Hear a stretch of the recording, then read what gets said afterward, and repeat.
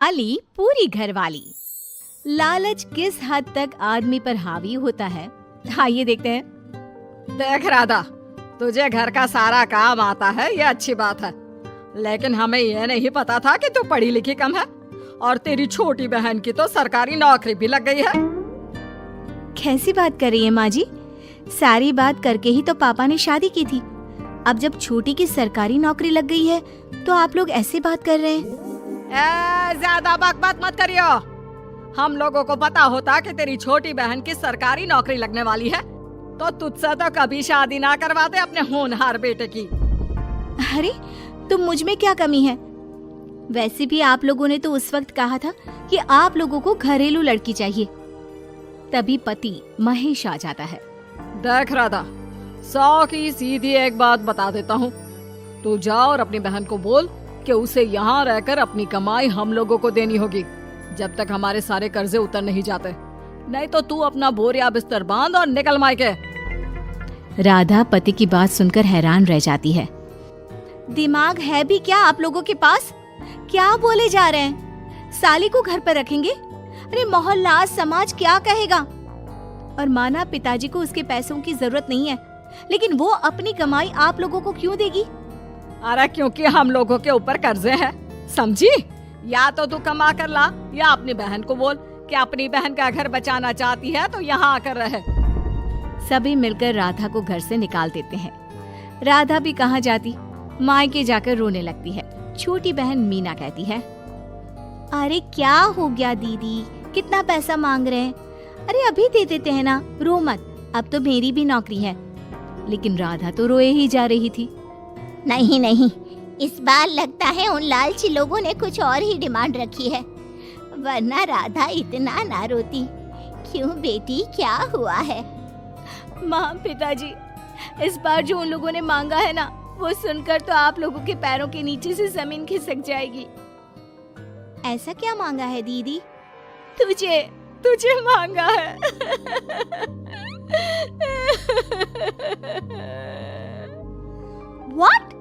What nonsense?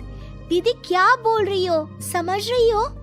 हाँ, मेरी सास ये बोलकर भेजी है कि या तो मीना अपनी सारी कमाई उन लोगों को तब तक दे जब तक उन लोगों के कर्जे खत्म नहीं हो जाते, या फिर मैं मायके में जाकर रहूं यहाँ।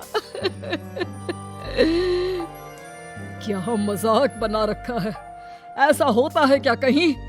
अरे शादी की है, कोई आलू टमाटर थोड़ी है कि अदला बदली कर लो। छोटी बहन शांत होती है। माँ पिता बड़ी को समझा रहे होते हैं और वो रोए ही जा रही थी। तभी छोटी बोलती है, पापा मैं दीदी के साथ जाऊंगी। क्या पागल है क्या? अरे दुनिया क्या बोलेगी? माँ वो लोग सिर्फ मेरे पैसे चाहते हैं ना। अरे वो तो वो लोग यहाँ से भी ले सकते थे छोटी, फिर वहाँ क्यों बुला रहे हैं तुझे? माँ वो कह रहे थे कि हमें पता होता कि छोटी की सरकारी नौकरी लग जाएगी तो उसी से करवा देते उनके होनहार बेटे की शादी। हाँ, और मैं जैसे उस लपड़गंजू से शादी कर लेती। लपड़गंजू?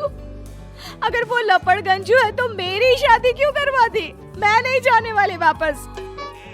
अरे क्योंकि तू बेवकूफ है, तुझे जवाब देना नहीं आता। चल मेरे साथ।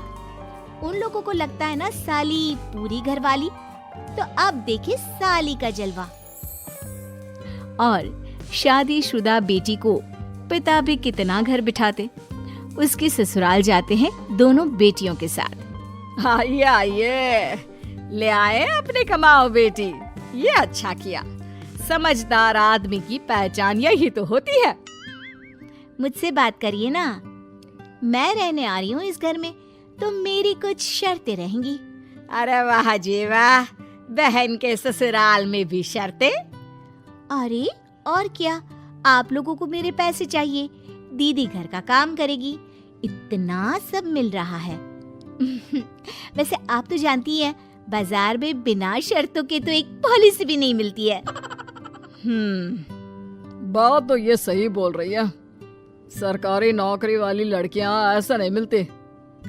हाँ हाँ ठीक है, अच्छा बोलो छोटी बहू, क्या शर्तें हैं तुम्हारी? मैं कोई काम नहीं करूंगी। कैसी बात कर रही हो छोटी बहू, तुम नौकरी करोगी? अरे लाखों कमाओगी कि घर का काम करोगी? घर के कामों के लिए है ना ये बड़ी। दूसरी शर्त, मुझसे कोई बदतमीजी से या ऊंची आवाज में बात नहीं करेगा। अरे कैसी बात कर रही हो तुम तो ख्वाबों की रानी हो। शट अप जीजा जी, साली से मजाक करना अलग बात है, लेकिन याद रहे साली बहन होती है बीवी की, और बीवी की बहन यानी आपकी बहन।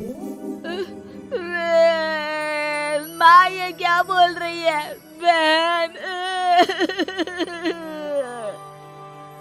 अरे ना बेटा, मैं हूँ ना, बात करती हूँ ना, रो मत बच्चा, रो मत। खैर, पिता दोनों बेटियों को छोड़कर चले जाते हैं। अगली सुबह, अरे सरला, जल्दी से मेरा और तुम्हारी बहन का खाना पैक कर दो, हम लोग ऑफिस के लिए निकल रहे हैं। लेकिन सरला तो सोफे पर बैठकर टीवी देख रही होती है। देखो जी, मेरी बहन पैसे कमा रही है तो मैं क्यों काम करूं? याद है ना मम्मी जी क्या बोलती थी कि मेरा बेटा पैसा कमा रहा है, तब सारा काम मैं करती थी। अब मेरी बहन कमा रही है तो मैं भी काम नहीं करूंगी। हाँ। अरे साली साहिबा, चलिए ना, मैं आपको दफ्तर छोड़ देता हूँ। क्या रेपुटेशन बनेगी हमारी। हाँ हाँ जीजा जी चलिए, आज आपकी ये इच्छा भी पूरी कर देते हैं। छोटी के ऑफिस में, अरे ये कौन है? तेरे जीजा जी है ना? ये कैसे तुझे छोड़ने आ गए? अरे वो अब ना मेरे पास ही रहती है। सभी एक दूसरे की तरफ देखने लग जाते हैं। हाँ वो क्या है ना, दीदी तो पता है घरेलू महिला है, जीजा जी के कर्जे ज्यादा हैं और पढ़े लिखे इतने हैं नहीं कि कुछ अच्छी कमाई कर पाए, तो मेरी कमाई रखते हैं। बस जैसे ही इन लोगों का कर्जा खत्म हो जाएगा मैं अपने घर चली जाऊंगी। पास खड़े जीजा जी का मुंह बन जाता है। घर आकर, छोटी, तुम ये क्या बकवास कर रही थी? ये सबको बताने की क्या जरूरत थी? अरे जीजा जी, आप खुलेआम सबको ये कहे कि साली आजकल मेरे साथ रहती है तो लोग क्या सोचेंगे, आप जानते हैं ना। अरे उससे कुछ मत बोलना बेटा, चल मेरे साथ, तुझे ना बाजार का डोसा खिलाती हूँ। चल चल चल। हाँ दीदी तैयार हो जाओ, डोसा खिला रही हैं आंटी जी। तीनों जा रही होती है कि पास मोहल्ले की कुछ औरतें वहां पर जमा रहती है। अरे लाजो बहन, बहू की बहन यहीं रह रही है क्या? हाँ हाँ, इसे भी रख लिया है। अब आप तो जानती ही हैं कि हम लोगों का दिल कितना बड़ा है। जी, इन लोगों का दिल उतना ही बड़ा है जितना इन लोगों का कर्जा। अब बेचारी बुढ़िया का बेटा लायक तो है नहीं और बहू की बहन की सरकारी नौकरी, तो ले आए घर अपने।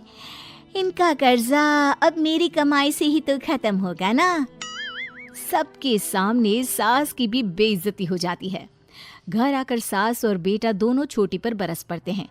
बस, मैंने कहा था मुझ पर कोई नहीं चिल्लाएगा, मैं जा रही हूँ अब। अरे लेकिन, अरे जाने देना माँ, मुझे एक बात समझ में आ गई है, अगर हमें खुद पर विश्वास हो तो अपनी समस्याओं को हम खुद सुलझा सकते हैं।